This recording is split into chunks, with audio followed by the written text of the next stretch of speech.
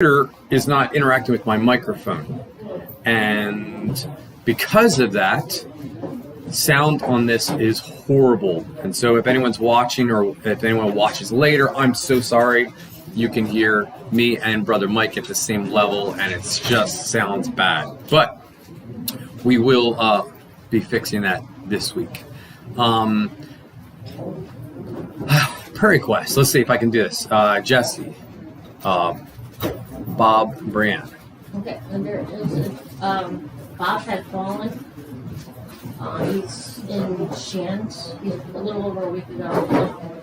He broke 2 parts of his knee and he fractured another part. He's 65 years old. They wouldn't keep him in Putnam because of his age. Just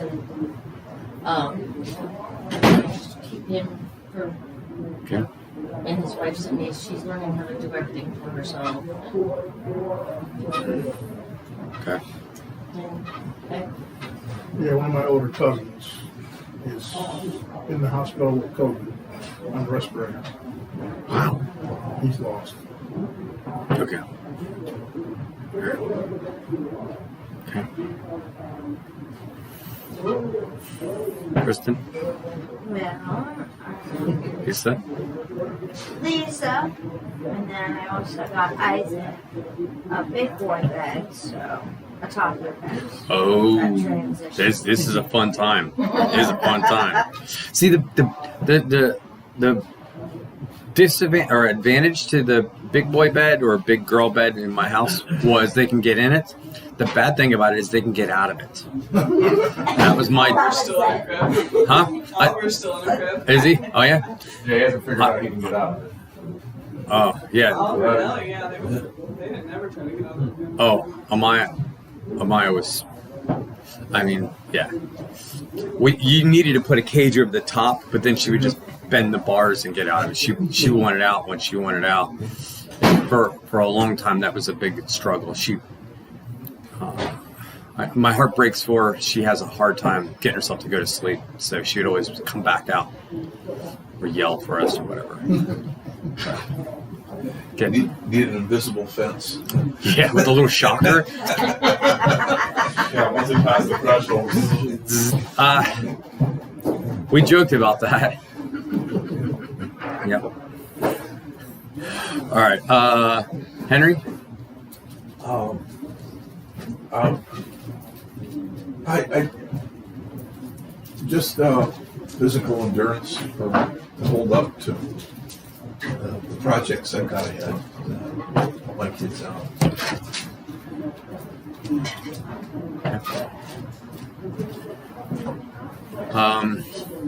Jeff, Nicole.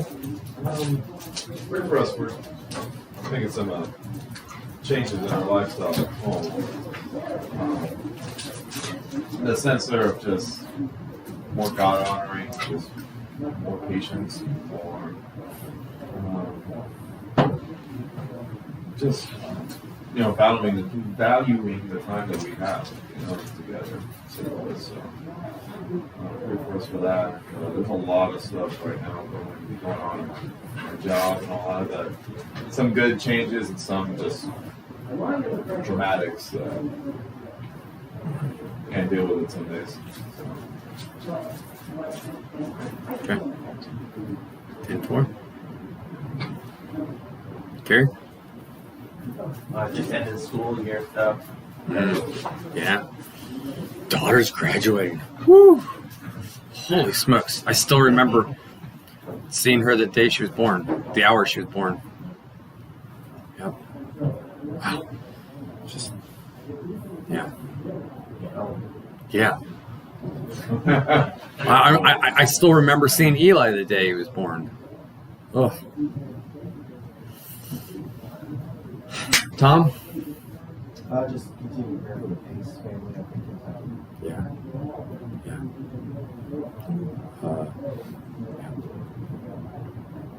How's Rachel's dad doing? he's doing okay. It's been a tough week because of Yeah, 3 funerals.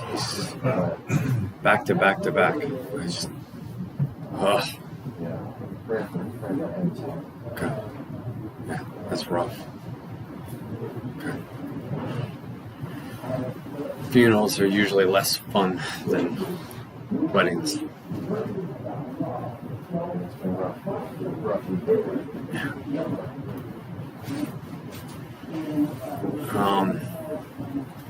Sure. So, from my family, making decisions.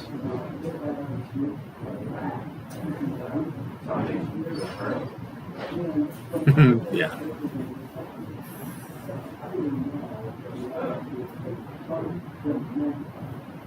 The courage to, make the right priorities in life.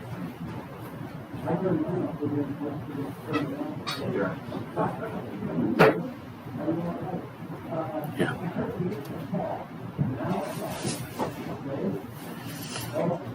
Leanna, Nick?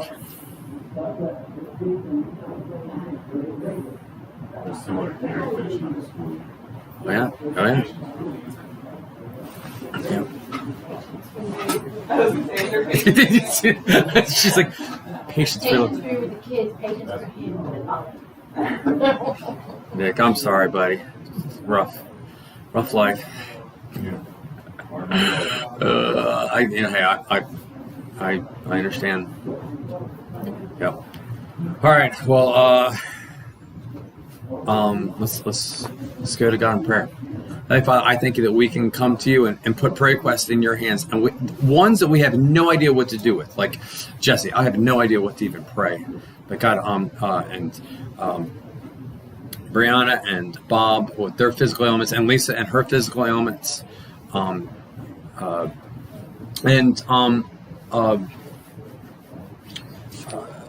don't think I got BJ's cousin's name, but his physical issue of being in the hospital with COVID. BJ knows how that feels. And it's on the respirator and all of this stuff. God, I ask you help him to get through this and to get back to full health. God, I ask you see here. I can't remember what Henry's prayer request was, but God, I can kind of claim a bunch of them. I know that he's got new grandbabies on the way. He's got work stuff he's got to figure out. He's got houses he's got to build for that grandbaby that's coming on the way, and he needs wisdom. And God, Jeff and Nicole, that they're trying to do what's right. In the sense of balance and stuff like that. But God, I ask you help them with work and kids, and help them to have patience, which is the same thing that Leanna needs, and I need, and Nick needs. And God, I ask you help all the schooling things that are going on to go to finish well. And I ask God you help Julie, the graduate that we can speak of in this class. I ask God you help her to go well. Actually, I guess Caitlin too. I ask God you help this to go well. God, I ask you help the Pace family, and to lost their son. I can't imagine. And God, I ask you help Rachel's dad with having to do 3 funerals of people that he cared about. That's got to be so hard.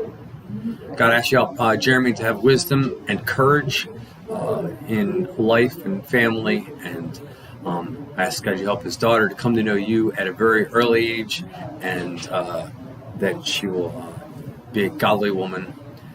And God, I ask you help Linda. She's not feeling well, and ask the help Caleb, my nephew, with intensive that he's going to be going through soon. And I ask God you help it to be your words and not my own in this lesson. We thank you and we praise you and we love you. In Jesus' name, amen. We are in 2 Kings chapter 4. We're going to be starting 8 through 10. Or 8, at 8. I'm going to read 8 through 10. It says this.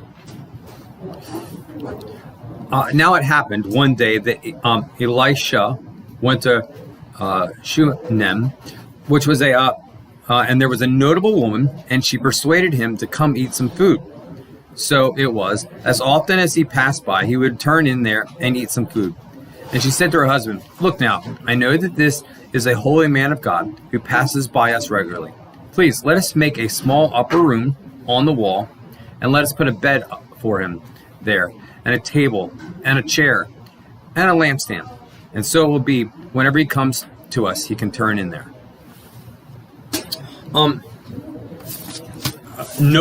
It mentions that she's notable. Notable can be that she had, she was known to be a good person. People were like, okay, she's just well known, but also it's usually a sign of, wealthy, has stuff. And she persuaded him. Have you guys ever, I'm trying to think of who I know that's like this. Actually, Carrie's mom was this way. Before Carrie and I, had our own houses, I'd go to his house all the time, and if I went into his house, I at least drank a Coke. If not, almost always had some little Debbie snack or something. She was not going to let me be in that house for long without eating something. She persuaded me. And sometimes it was easy to persuade me, and there was other times it was hard to persuade me, but she always won. I always ate something when I was there. I remember I had a good friend when I was in high school, and his mom was that way. Her name was Mrs. Indian, and Mrs. Indian was Filipino, and she had that really deep Filipino accent, and so it made it even harder to argue with her. You know what I'm saying? Because you could hardly understand her. She just, you're like, no, it's okay, and she would just start putting the food in your mouth. Makes you think about Grandma Sarah. You said the same thing. Right? I remember John.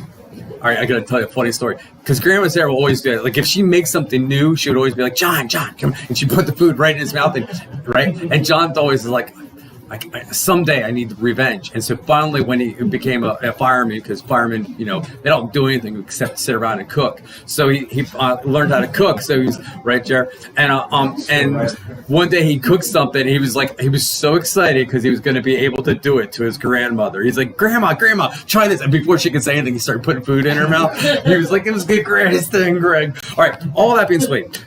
He was persuaded. She got him to do it. She got him to do it often. And then she said, hey, let's make a room for him. All I want us to see is this. You know what? We talk about the people I just talked about, Grandma Sarah and others, even though we kind of laugh because sometimes it's a little forceful, we love that about them, right?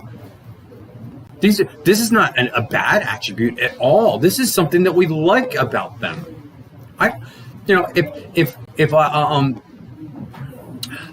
known other people that every time I went to their house, I was persuaded to do work for them. I'm not gonna lie. I sometimes avoided their house because I didn't have 2 hours to do some project. And so. But this is different. She was persuaded, and she wanted to take care of him, and she made a way for him because he was traveling. He was a traveling prophet, and she made a place for him to stay. I think that's a good thing. Verse 11 says this. And it happened one day that he came there, and he turned into the upper room and laid down there. And he said to Gehazi, his servant, call this Shunammite woman. And when he had called her, she stood before him, and he said to him, say now to her, look, you've been concerned for us with all this care. What can I do for you? Do you want me to speak on your behalf to the king or to the commander of the army? She said, I dwell with my own people. So he said, what then is it to be done for you? For her. And Gehazi answered, actually, she has no son, and her husband is old. He said, call her. And when he had called her, she stood in the doorway. And he said, about this time next year, you shall embrace a son. And she said, no, Lord, man of God, do not lie to your maidservant. But the woman conceived and bore a son, which was appointed when the appointed time had come, which Elisha had told her. Now, it's the first part of this. It says, and it happened one day.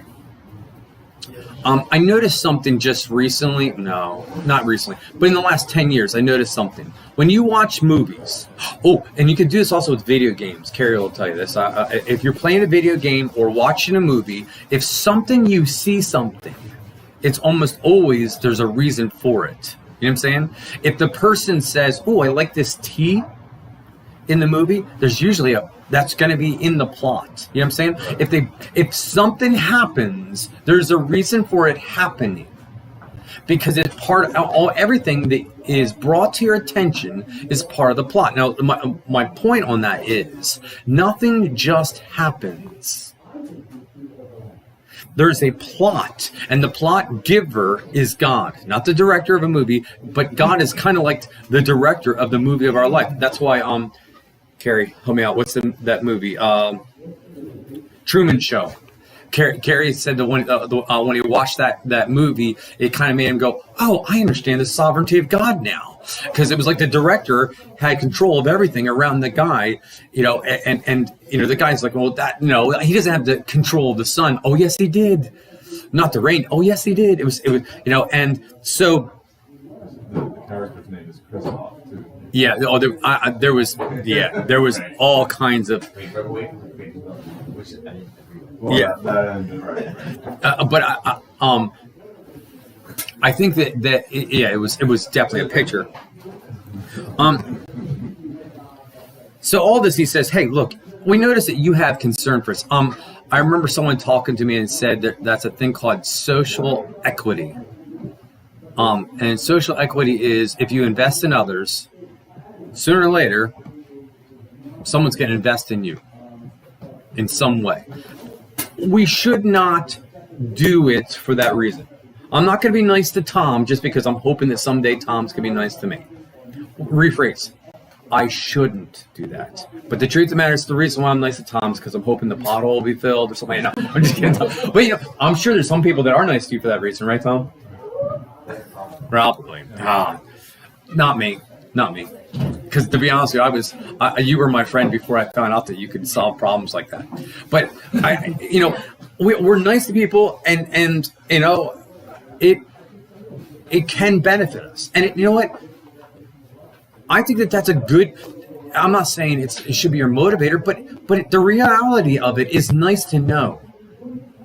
If you go through your life and you scrowl at everyone and you kick every little kid that walks too close to you, guess what? Sooner or later, it's going to come back on you. Whatsoever man sows, that shall he also reap, right? Well, this guy was saying, "Look, you've been nice to us. You've been concerned for us." He's like, "What can I do for you?" I think that's a good question. And you know what? Maybe we need to sometimes ask that of the people that we care about and the people that care for us. Maybe I should be asking Tom that. Hey Tom, what can I do for you? And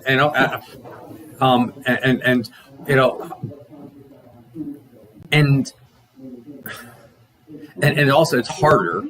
I guess Tom's another illustration of this. What can you do for someone that has it all? Notable, wealthy woman. All right, Tom's not a woman, but you get my point. Someone that seems like they got it all together and there's nothing wrong in their life, right? And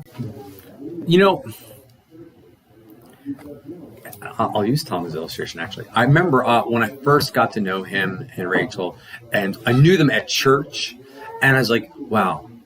Those people got it all together. There's nothing everything's perfect. And I liked them like this much, right? And then one time I went to their house and we were talking and I was finding out some of the multifacetedness of Tom, but also they were telling us the real things in their life. And there were some things that they said, yeah, we're struggling with this or whatever with Tommy at that one point, I remember. And you know what? I got to be honest with you, I like him this much now. Because the realness of it was, you know what I'm saying? And I think that we getting to know someone past the level of thinking they got it all together and knowing what they need is sometimes really important. And he said that. And you know what? Shame on him. He didn't know. He's like, hey, can I speak, can I speak favorably about you for someone? She's like, no, I got this. I love this because that's part of her notability, right? It was that everyone that knew her, she didn't need him to boost her reputation because all the people that she cared about liked her.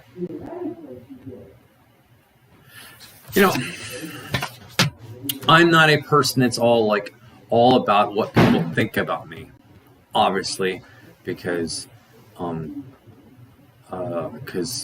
I don't do a good enough job on it. But I do think that we need to work on making sure that people think that we have a reputation of being honorable or honest or whatever, and it helps us be able to give the gospel.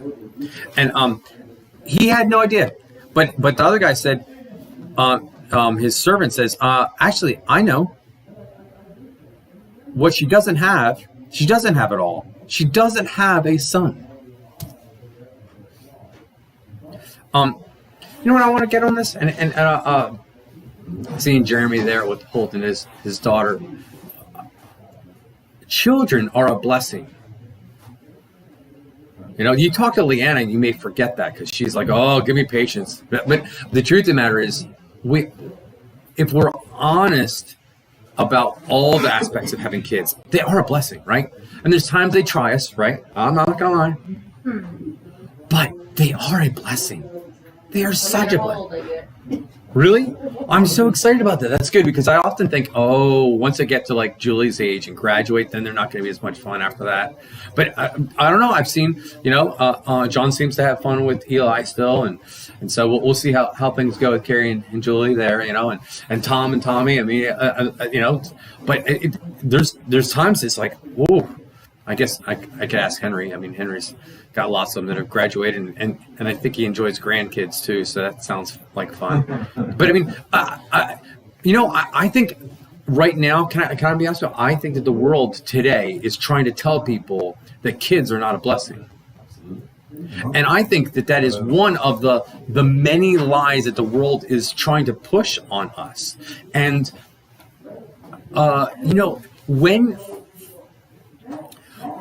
when you think that it's not a blessing, it's going to be less of a blessing. I mean, it's, the power of positive thinking, you know what I'm saying? I mean, if you go, oh no, this is not good, this is going to be bad. No, then it's going to be bad. But if you're like, check this out, look at this. Amaya did something yesterday, and I was like, that is so cool. She figured that out. That was so cool. Zoe did something. I was like, wow, I didn't even know you could do that. And it's exciting and fun and I love it. I really do. I actually, to be honest with you, I'm kind of ticked on some of the people that are older than me, that or not older than me, that have kids older than me, and never told me how much fun it is to be a dad. I would have. No, I wanted to. But I would have tried even harder to adopt early or something. Because I got to be honest with you, I am. It's awesome. It is awesome, and it's hard, but it is awesome. Okay. All that said, kids are a blessing. It says next year. By the way, you know what? One of the things that I thought was interesting. He doesn't even say anything like. If God wills, or God, please have this happen. He doesn't even pray. He just says, it's going to happen. I guess he was so in tune with God that he knew, what I'm saying? Maybe God spoke to him and said, it's going to happen. And so he spoke it. And she said, don't lie. She says, don't tease me. Don't bring desires that are not going to be fulfilled. You ever, one time Zita played this trick on me.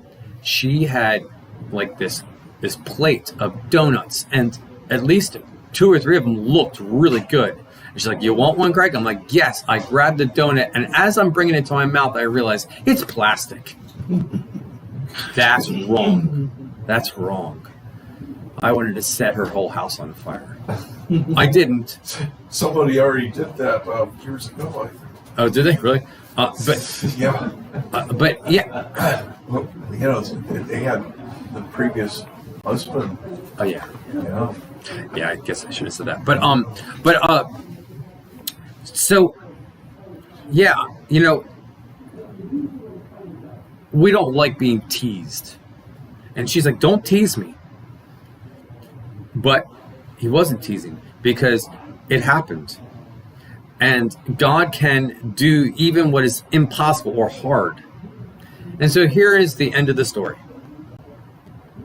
Or not. Let's read 18. It says this. And the child grew, and it happened one day that he went out to his father, to the reapers, and he said to his father, my head, my head. And so he said to the servant, carry him to his mother. And when he had taken him and brought him to his mother, he sat on her knees till noon, and then he died. Now we got a couple medical experts in here. What happened? Any idea what that could have been? Brain aneurysm?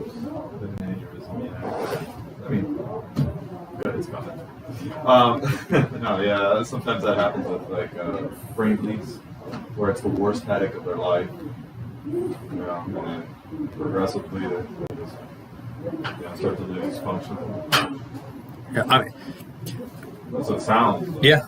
I mean, I had a headache a couple days ago as I'm thinking about this passage, and I'm like, all scared, and then I'm like, but it went away, so it was all good. Right. But this was the sickness of death, and then, she was holding him on her knees, and he passed away. I don't know if MacArthur puts sunstroke, which could be, so you could be so, say they're hypovolemic control, you lose so much water and so much there that you will get a headache and you just die because your body can't function without the fluid it needs, the volume it needs. so it could have been, yeah, It could be right. it could of different things. Do you guys remember when small Paul came here and talked right after his daughter passed? He was carrying her into the hospital, and she passed in his arms as he's walking into the hospital. And it was she was the youngest, and he loved that girl. And I don't know if you all remember Small Paul, but I mean, he's a big, tall guy that does the paintings and such.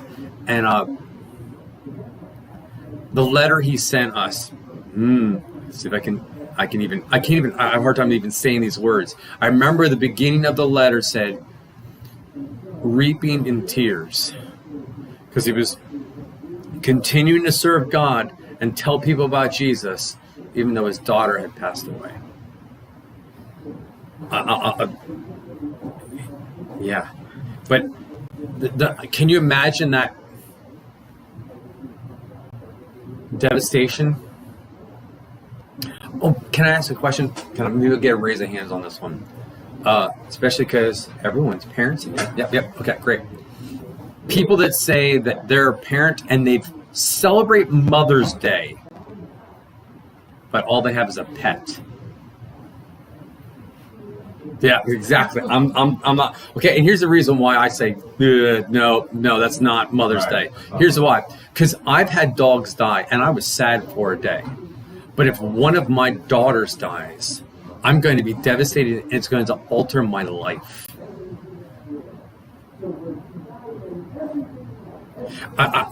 And this happened to this woman. Her life was altered. Okay, now let's read her reaction. This is the part that's kind of crazy. So, and she went up and laid him on the bed of the man of God, shut the door upon him, went out. She called to her husband and said, please send me one of the young men and one of the donkeys that I may run to the man of God and come back. He said, why are you going to him today? It's neither the new moon nor the Sabbath. And she said, it is well. And when she saddled the donkey and said to her servant, drive, go forth, do not slacken the pace for me unless I tell you. And so she departed and went to the man of God at, oh wait, no, I want to stop there, I think. Yep. So her reaction was to take her dead son and lay him on the bed of this man of God and go on a trip.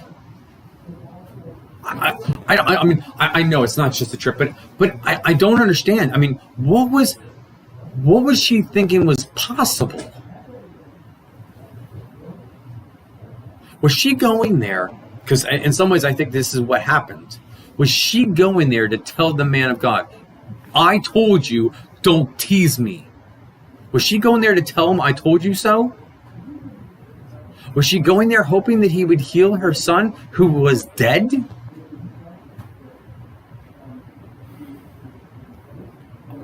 Any idea? What do you guys think? Do you think she was going there for the ask for help with her dead son?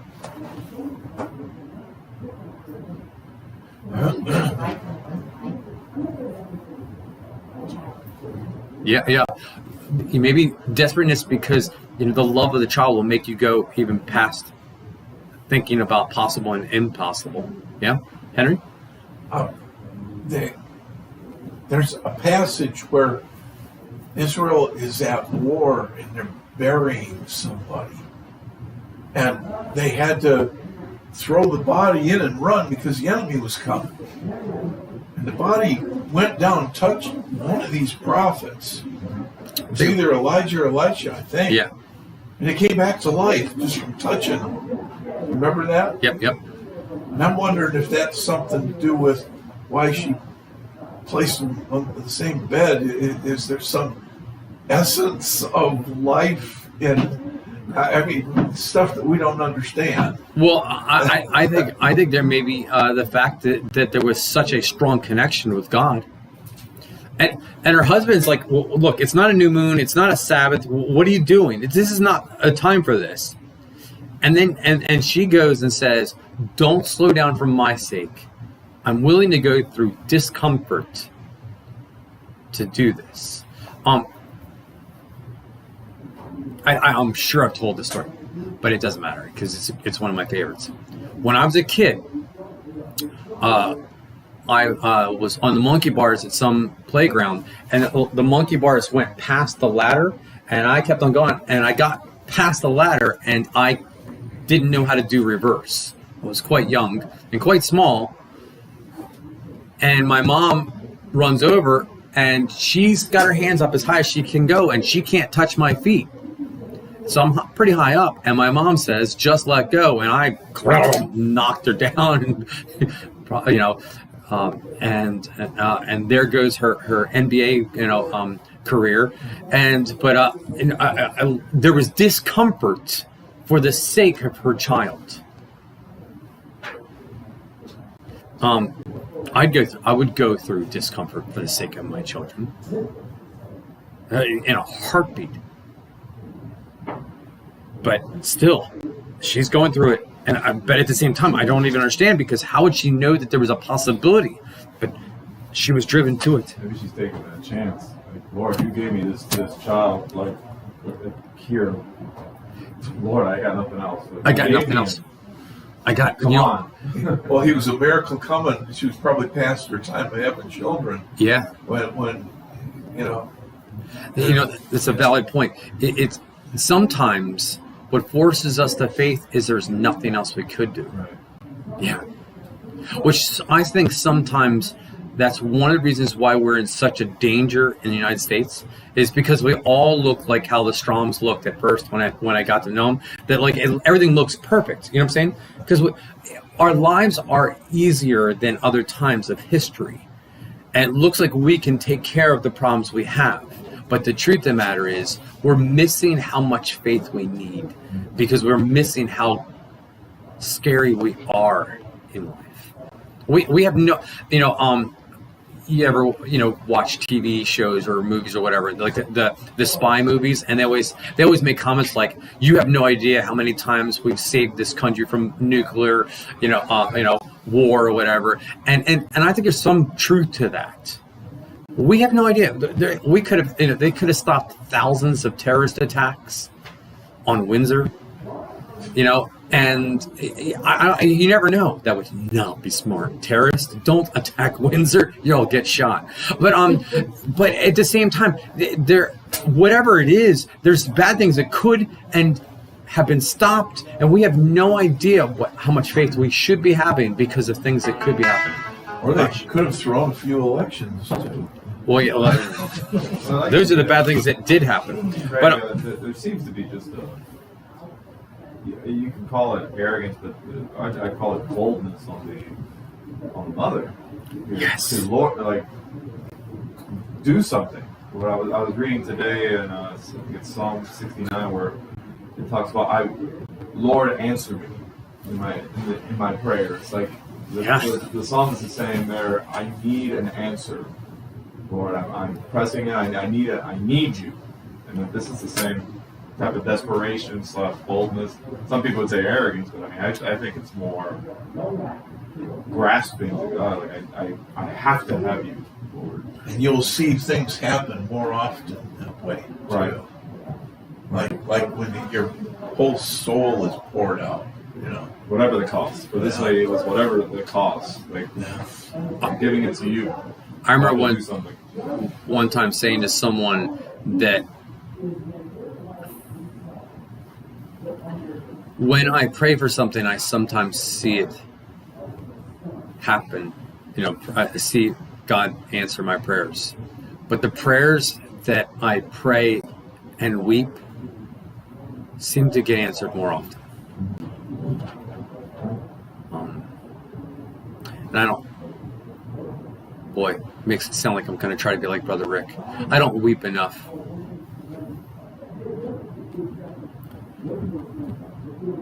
I don't know. Do I keep on going? There's a lot of things that I got a lot of questions on the rest of this story. I guess we're going to stop here because I'm definitely not going to get it done. But you know,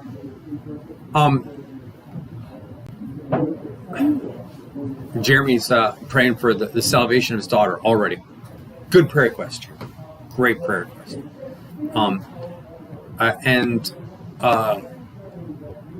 We need to have that kind of desperateness for our children's salvation. You know, because the truth of the matter is this: if Amaya dies today, or Sophia, I feel pretty confident of where they're going to go. And I think that's better than, you know, than a child dying and not knowing. We need to be that kind of hungry for that. So we'll I guess the only good thing we got on that was God's answer to prayer, and children are a blessing, and we need to be desperate for them. Let's pray. Hey, Father, I thank you for your word. I thank you that we can come to you with prayer requests. I come to prayer. I was thinking, and I could almost list off the prayer requests for each person in here without even asking, or a good portion of them. And at the same time, God, I ask you to help us to be desperate for the answers, not just for things like the health of a friend, but the salvation of our friends and family. And I ask God, you help us to be hungry for it and desperate for it and confident in it. We thank you for the things you've done and the things you will do. In Jesus' name, amen.